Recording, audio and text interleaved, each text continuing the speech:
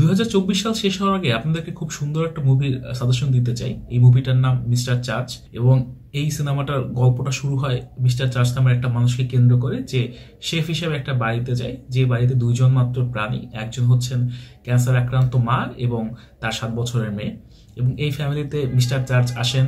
সে ওই বাড়ির রান্নাবান্না থেকে শুরু করে সবকিছুই সে করে এবং সকাল থেকে রাত পর্যন্ত সে বাড়িতেই কাটায় এবং রাতের পর সে বের হয়ে আসে, তারপর সে তার নিজের বাসায় যায় এবং সেখানে তার একটা হিডেন লাইফ সে কাটায়। সো ইন এ নাটশেল এটাই হচ্ছে সিনেমার গল্পটা। এবং এই গল্পে আস্তে আস্তে বিভিন্ন রকমের শাখা প্রশাখা যুক্ত হয়, বিভিন্ন রকমের সাসপেন্স এবং টেনশন পয়েন্ট আসে এবং গল্পটা আস্তে আস্তে সামনের দিকে এগোয়। এবার আমি বলি যে এই সিনেমাটা কেন আমার ভালো লেগেছে। সিনেমাটা ভালো লাগার পেছনে আমি 3টা পয়েন্টের কথা বলবো। প্রথম পয়েন্ট হচ্ছে ফিল গুড ফিল্ম। আমি সবসময় ফিল গুড ফিল্মের খুব বড় ভক্ত, কারণ আমরা তো আমাদের চারপাশে যে জীবনটা কাটাই এবং সেই জীবনে যে পরিমাণ আমাদের না বিশ্বাস ওঠে, আমাদের ভেন্টিং পয়েন্ট একটা দরকার হয় বা কোনো একটা কিছুতে আমাদের ডুব দেওয়ার দরকার হয়, যেখান থেকে কিছুটা নিয়ে আমরা পরবর্তীতে রিয়েলিটিতে আবার নেমে যেতে পারি। সো এক্ষেত্রে বই কাজ করে, এক্ষেত্রে সিনেমা কাজ করে, এক্ষেত্রে মিউজিক কাজ করে। সো সিনেমার ক্ষেত্রে ফিল গুড জনরার সিনেমাগুলো এক্ষেত্রে খুব বেশি কাজ করে এবং সেই কারণেই এই সিনেমাটা বেশ ভালো লেগেছে। এবং আপনি যদি সিনেমার শুরু থেকে শেষ পর্যন্ত দেখেন, আপনি এই সিনেমার মধ্যে অনেক ইমোশনের মুখোমুখি হবেন এবং শেষ পর্যন্ত গিয়ে আপনার সিনেমাটা বেশ ভালোই লাগবে এবং সিনেমা শেষে আপনার ঠোঁটের কোণে একটা মুচকি হাসি আসবে। এবং কিছু কিছু পোর্শন আছে যে পোর্শনগুলো আমাদের সবার সাথে রিলেটেবল বলেও মনে হবে। এবং সবচেয়ে বড় বিষয় হচ্ছে এখানে খাবারের মোড়কে আস্তে আস্তে গল্পটা সামনের দিকে এগোয় তো, এবং সেখানে বইয়ের প্রসঙ্গ থাকে, সেখানে জীবনবোধের প্রসঙ্গ থাকে। সবকিছু মিলে সিনেমাটা বেশ উপভোগ্য একটা সিনেমায় হয়ে যায়। দ্বিতীয় যে পয়েন্ট নিয়ে কথা বলতে চাই সেটা হচ্ছে চরিত্রদের অভিনয়। আমরা জানি যে কোনো একটা গল্প তখনই সার্থক হয় যখন এই সিনেমার বা এই গল্পের যে চরিত্ররা আছে সেই চরিত্ররা গল্পটাকে খুব দারুণ একটা সাপোর্ট দেয়, যেটা আমরা এই সিনেমার ক্ষেত্রে পাবো। এই সিনেমার প্রোটাগনিস্ট এডি মার্ফি, যে খুব দুর্দান্ত একজন অভিনেতা হওয়া সত্ত্বেও কিছু ভুল স্ক্রিপ্টের সিনেমায় কাজ করেছেন অনেকটা সময়, কিন্তু মিস্টার চার্চের ক্ষেত্রে সেটা হয়নি। এখানে গল্পটা খুব দুর্দান্ত এবং তার অভিনয় দুর্দান্ত, দুটি মিলিয়ে খুব দারুণ একটা প্যাকেজ আমরা পেয়েছি। পাশাপাশি বাকিদের যাদের আমরা দেখেছি পর্দায়, তাদের অভিনয় খুব দুর্দান্ত। এবং এই সিনেমার যদি খুব দারুণ একটা টেক অ্যাওয়ে বলতে হয়, সেটা আসলে এই সিনেমার যে ক্যারেক্টার আছে সেই ক্যারেক্টাররা গল্পের সাথে যে প্রপার জাস্টিসটা করেছে সেই জাস্টিসের কথাটাই বলতে হবে, যেটা আসলে এই সিনেমাটাকে একটা অন্য দিকে নিয়ে গিয়েছে বলে আমার মনে হয়। থার্ড যে পজিটিভ পয়েন্ট নিয়ে কথা বলবো সেই পয়েন্টটা হচ্ছে ইনার থট। ইনার থট হচ্ছে এই সিনেমা যদি আমরা শুরু থেকে শেষ পর্যন্ত দেখি, তাহলে আমরা একটা জিনিস খুব ভালোভাবে বুঝতে পারবো, সেটা হচ্ছে যে ফ্যামিলির ইম্পর্টেন্সটাকে এখানে আসলে অনেক বড় একটা জায়গা দেওয়া হয়েছে।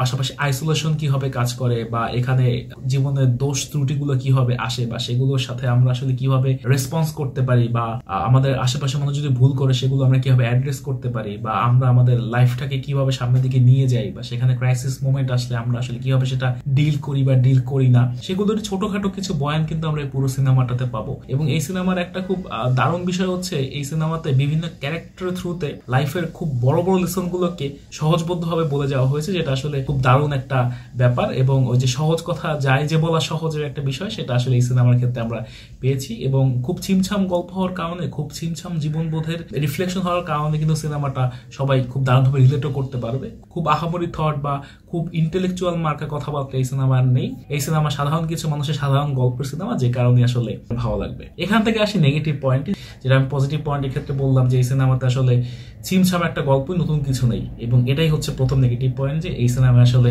নতুন কিছু নেই। মানে আমরা সাধারণত অনেকেই ধরেই নেই যে সিনেমার ক্ষেত্রে আসলে অনেক কিছু থাকতে হবে, নতুন কিছু টেনশন পয়েন্ট থাকতে হবে বা ভিজুয়ালে কিছু বিষয় আসতে হবে যেগুলো আগে কখনো দেখিনি। সিনেমার ক্ষেত্রে আমরা পাবো না, যেটা আমার কাছে যে খুব একটা খারাপ লেগেছে তা না, বাট সিংহভাগ মানুষের কাছে হয়তো খারাপ লাগতে পারে যে আহামরি তো কিছু পেলাম না বা এমন কিছু তো পেলাম না যেটা আমি আগে দেখিনি। এরকম বিষয় আসলে এখানে নেই, বরং গল্পটা গড়পড়তা। কিন্তু গড়পড়তা হওয়া সত্ত্বেও এই গল্পটা যেহেতু আমাদের আশেপাশেরই গল্প, সেহেতু এই গল্পটা কানেক্ট করে এবং মন ভালো করে। সেকেন্ড নেগেটিভ পয়েন্ট হচ্ছে ওভার ন্যারেশনের ব্যবহার এবং বিট স্ট্রেচিং। ওভার ন্যারেশন কারণ হচ্ছে আপনি যদি দেখেন মূল যে বইটা থেকে এই সিনেমাটা ক্যাডাপ্ট করা হয়েছে, সেই বইয়ের যে ন্যারেশন, সেই ন্যারেশনগুলোকে হুবহু সিনেমার ন্যারেশনের ক্ষেত্রে নিয়ে আসা হয়েছে, যেটার কারণে কিছু কিছু ক্ষেত্রে আসলে ভিউয়ারের বা অডিয়েন্সের যে নিজের মতো করে কোনো কিছু ভেবে নেওয়া, সেই বিষয়টা একটু কমে গিয়েছিল ন্যারেশনের কারণে। ন্যারেশনটা যদি আরেকটু কম হতো বা কিছু ক্ষেত্রে যদি দর্শককে ভাবার সুযোগ দেওয়া যেত, তাহলে বোধহয় জিনিসটা আরেকটু সুন্দর হতো।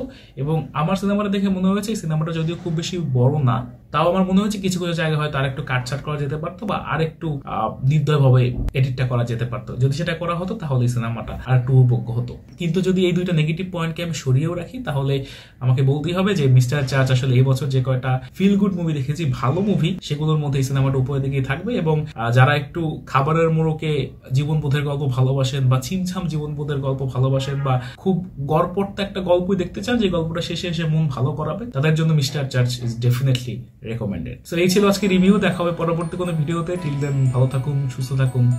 Signing off.